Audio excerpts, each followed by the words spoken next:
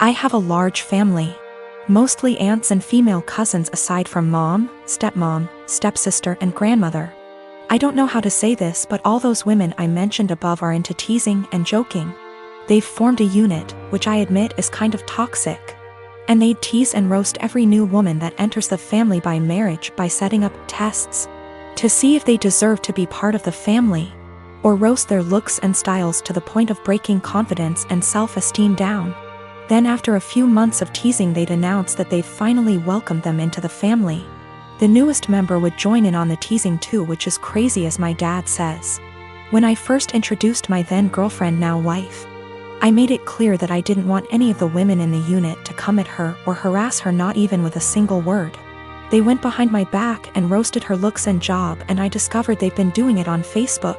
I had them apologize one by one after they gave the "we're just testing the water to see if she's capable to be part of the family" excuse. They didn't want to apologize, but once I said I wouldn't invite any of the unit unless they apologize, including my mom, everyone immediately apologized and brought gifts for my wife. My wedding was 2 weeks ago. There was talk about the women in the family wanting to pull a prank on my wife by wearing white and called it the ultimate test to see how my wife react. My brother warned me, so I announced that if any one of them showed up in white, I'd have them kicked out, including mom. They said this wasn't true and they'd never do such thing. But they showed up to my wedding one by one wearing white dresses, and each and every one of them was told to leave after they tried giving excuses by either making scenes or getting the men involved. The senior women of the unit, who are mom and aunts, also showed up in white but refused to leave. I threatened to take harsher action and mom was pissed, telling me to step aside, but I didn't let her in. I had her leave while the men in the family were watching stunned. Dad was on my side and supported me a lot. I felt absolutely awful because my wedding was being interrupted by them making scenes. My wife was hurt beyond measure, but the women in the family were pissed. My cousin blasted me on social media later, saying I excluded all the women from the wedding because my wife was so insecure she couldn't handle another woman's presence at her wedding. I had an argument with them and mom berated me, saying it was supposed to be a prank, but I said they were taking it too far. Mom said I took it too far by kicking them out because they were trying to get reaction from my wife to see if she was one of those Bridzillas and were going to change soon as prank was over, but I ruined my own and entire wedding by reacting so aggressively. I stopped talking after she said I had to bring my wife and apologize. I haven't seen the lot of them in 2 weeks and they've excluded me from everything. I just want to explain that, this has been happening for years. The men in the family are split on this behavior. Some of them encourage it, like my uncle and my cousin's husbands. One is now an ex, and some are against it, like me and my dad and brother. The women claim that there's nothing hurtful in what they do because they claim they're just looking out for us men, and that their goal, ultimately, is to make sure the women who enter the family are decent. My dad always ends up arguing with my mom and grandmother, since they're the ones who started this whole thing with their behavior and attitude towards other women. And I'm not sure if I should mention this, but my male cousin, who's a middle schooler, said he'd make sure to leave the country before even meeting any woman because of this, and it made me chuckle. Also, the dresses they showed up in were simple white dresses, nothing over the top, but still were white dresses. I realized they went ahead with their plans even after I stated what I'd do in that case. Background about my sister. 2 years ago, my sister was killed in a car accident. She was riding with a friend to the mall, the friend's parent was driving, and teenage boy plowed through a red light while texting on his phone and hit the car my sister, Carrie, was in. Carrie was killed instantly, and her friend, June, was in a coma for 3 weeks before her parents took her off life support. When Carrie passed, I was devastated and angry and just not in a good place. Carrie and I had been extremely close. Despite a 7-year age gap between us, we enjoyed a lot of the same shows. We went to concerts together. We volunteered together, and I took it upon myself to guide Carrie like any big sister would do.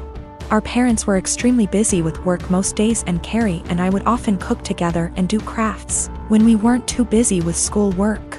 Carrie wanted to be a NICU nurse when she grew up, and I helped her find a volunteer position at a local hospital to help get her gain some experience being around patients. In short, Carrie was my sister and best friend, and when she passed, I was a mess. The last craft Carrie and I made together was a set of candles. We bought the wax at a local craft store and we both made each other a candle and decorated the jar it was in. That was the day before she was killed. At her funeral, Carrie was buried with the candle I made her. The candle Carrie made me sits on my desk next to my favorite picture of her and I together at the beach. Or it did, until last week. Background about my boyfriend. I met my boyfriend about a year and a half ago, about 6 months after Carrie passed. I wasn't looking for a relationship, I was still grieving my sister's death. But Eugene came along and it was love at first sight. He was extremely supportive, let me cry on him when I needed to, didn't push me into getting over grieving or anything. He was extremely gentleman about everything and very, very patient. After 6 months of seeing each other pretty regularly, we made it official. Eugene came into my life at a very low point and he has always been very respectful of sentiments I keep from my sister. Never asking me to take them down, always giving me space when I needed to cry. Eugene, along with most, if not all, of my friends and family know about Carrie's candle. There was a point after she died where I would take the candle with me everywhere out of fear that someone might light it, or steal it. Or who knows what. The point is, that candle was and still is a very important part of my life and something that my sister made for me and me alone. When Eugene and I moved in together about 4 months ago, I packed away most of the reminders of my sister and put out the candle and picture on my desk. I felt that this was a huge step because when I'd lived just by myself I had pictures everywhere and a few knickknacks laying around from my sister. I wanted to make Eugene and I's home our home with just a small part of my sister there. Eugene understood and was very supportive. Last week, we had a massive winter storm that knocked out power. We didn't have power for 3+ days. The power was knocked out at Eugene and I's house while I was at work, which did not lose power. Eugene texted me that he was going to light some candles and try and get a generator, so we could have some for of power or at least be able to charge our phones / use lights / etc. Now, we have probably 30+ candles in our house. I am a huge fan of sales and when Bath & Body Works has a candle sale, I like to stock up and get a range of scents. We have candles scattered all over our house. In the room where my desk is, there are no candles aside from the one Carrie made me. None at all and there never has been. This room is also downstairs, where Eugene doesn't spend a lot of time, his desk is upstairs. When I arrived home from work last week, I noticed a bunch of candles burning in our living room, safely. Always monitored and not near anything that could ignite. One of these candles was the candle that Carrie had made me. I burst into tears and when Eugene heard me crying he came out from the bedroom, where he was lighting more candles, and asked what was wrong. I was a wreck and couldn't get any words out. When he tried to calm me down, I shoved past him and locked myself in the room where my desk was and just cried. I don't know how he could be so stupid. He knew and I thought he understood how sentimental the candle was and how much I cherished having a candle that my now deceased sister had spent time making with me just a day before she was killed. I haven't been able to speak to Eugene since it happened, Tuesday of last week. He has tried to explain why he did it, because he needed candles to be able to see but I just can't wrap my head around it. He hadn't gotten into the large candle stash I have upstairs right by the living room where Carrie's candle was but went downstairs. Out of the way to grab the most sentimental, cherished item I have. The candle was burning most of the day while I was at work and is now melted and pretty much gone. I do still have the jar it was in but I can't look at it without bursting into tears. Eugene says it was an accident but I just don't believe that. He said he was getting around to lighting the candle surplus we have upstairs but just hadn't gotten there yet. After being home 6 hours alone with no power. I am heartbroken and feel like this is a major slap in the face. I feel disrespected. I feel like he disrespected my sister. I just don't know what to do. I don't feel like I can forgive him for this. I have been with my partner for 7 years. We initially met online, and after meeting in person a few times, and realizing our affection for one another, we found it promising to move in together. I moved from California to Pennsylvania to be with him throughout graduate school. All was seemingly well during this time. I have never really had any reason to not trust him. I encouraged him to very much so, to try his best to make friends, or to explore hobbies on his own outside of the various ones we share, because I have my own passions. And I found we connected most when we met in the middle through conversations about these passions. Through the act of explaining or showcasing what we've taken in or learned. Throughout these 7 years, he has struggled with very low self-esteem. And though I don't necessarily think of myself as the pillar of self-love, the depth of mine doesn't reach the low perception of his self-value. Because of this, he has seen and stopped seeing both a counselor and a therapist, and has been on medication to help for the last 6 months. Things were seemingly well between us, and continued to be pretty fluid. We continued to share things, and take long walks, and were pretty open-ended about where we stood in the relationship. If one was feeling a bit of an ebb, the other would pick up more of a share, and vice versa. However, things took a bit of a dip about 2 days ago when I felt the ebb and asked him about it. Initially, he said there was really nothing wrong. And perhaps I was just feeling this way because with our schedules we haven't been able to see one another for long periods of time like we are used to, which is true. But the feeling continued to irk me, and when I asked about it a second time, he confessed to me. He had begun talking to another girl from another country via Instagram direct messages. And though things between she and him never crossed the boundaries of platonic friendship, he really loved the initial rush of someone asking him questions about his favorite movie, his favorite album, his favorite book. All things he and I already know very well about one another. I asked if he'd sent any selfies, or anything risque, and he said no, though I can't confirm, because he deleted the messages. A good deal of me believes him, because of how open he was about the initial conversations to begin with. We slept apart, and I just felt really confused the entire night. Because I couldn't really resonate with wanting that sort of attention from someone else. If anything, his yearning for that type of attention sort of hurt. It felt like I wasn't doing enough, or giving enough. The next morning, though I don't have an Instagram, and am not on the app, I went to check his using the desktop version, and found that posts where he once called me the love of his life, or a specific post with a gift I gave him that once said, "Greatest gift from the greatest girl," were still on his profile, but the words, girlfriend, or love of my life, were completed erased. With this realization, my confusion and hurt turned to very real heartache. I called him and asked if he had deleted these words from the specific posts, and with shame, he said yes, he did.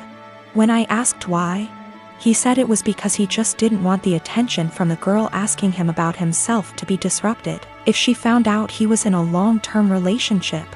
I guess this is where I asked the obvious and questioned why someone who is just asking about your favorite books, movies, etc., would be driven away by the fact that you have a girlfriend. And he said he didn't know why he did it, and that it was a massive mistake. At the risk of seeming toxic, and I will take full accountability for seeming so or being so, I asked him to please deactivate his Instagram for the time being while we sort through this, his Twitter as well. He did, and though I was feeling a bit of relief about that, I couldn't help but feel a bit saddened that he didn't choose to do that on his own for the benefit of our relationship. He had to wait for me to ask. Which again, just made me feel like such a toxic and controlling partner. Two things I always strive to be so far from. When he got home from work, we discussed everything at massive length, and he continued to swear up and down that these conversations pertained strictly to music, movies, and books, and he didn't have interest in her. Just interest in the initial rush of the attention he was receiving. We read a few articles, and he broke things down to me as his self-esteem has never been lower. Despite his career as a doctor being at a high, and his finances in order, he felt things with his music weren't taking off.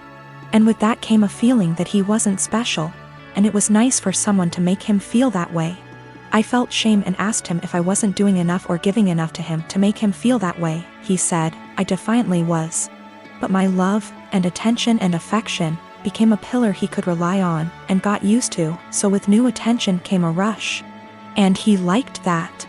I asked him if he wanted to be single, and find that rush in dating new people. And he kept insisting that that's so far from what he wants. He wants to remain a couple, and do all he can to work on these things together. Though I can't help but correlate that feeling he enjoys with the feeling of a first date. Which hurts, of course. I told him I didn't really see how we could move past this because there was nothing much for me to make an attempt to work on moving forward. This seems to be a self-stemming problem that I emphasize with. but just don't want to be on the receiving end of the counter effects.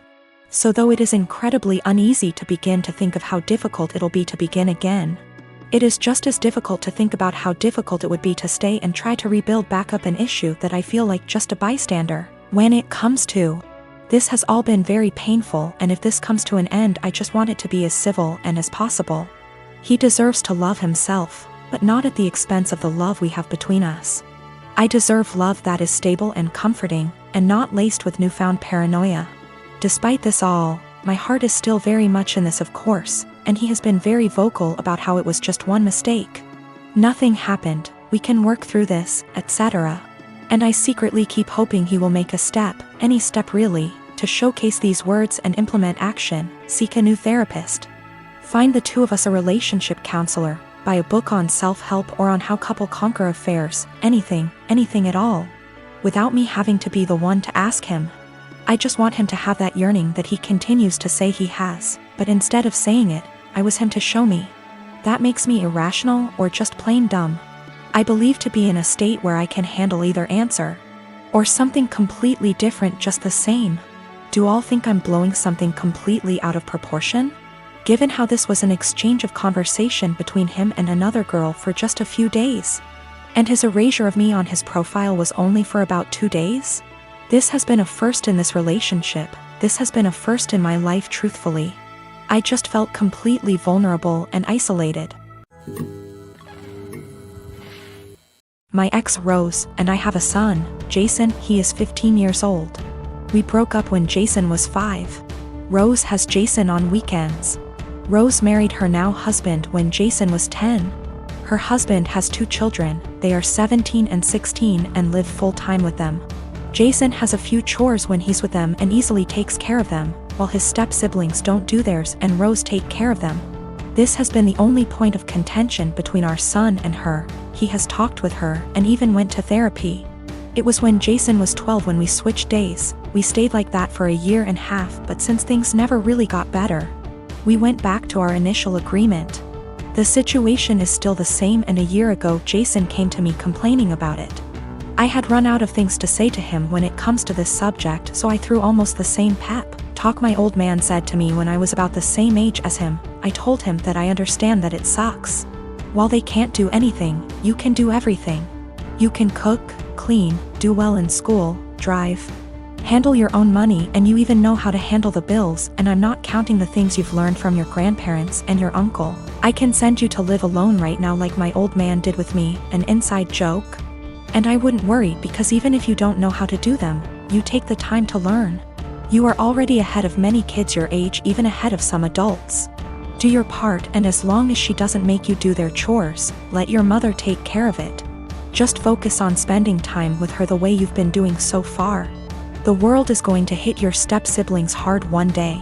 Jason took it well, and things have been going well until yesterday.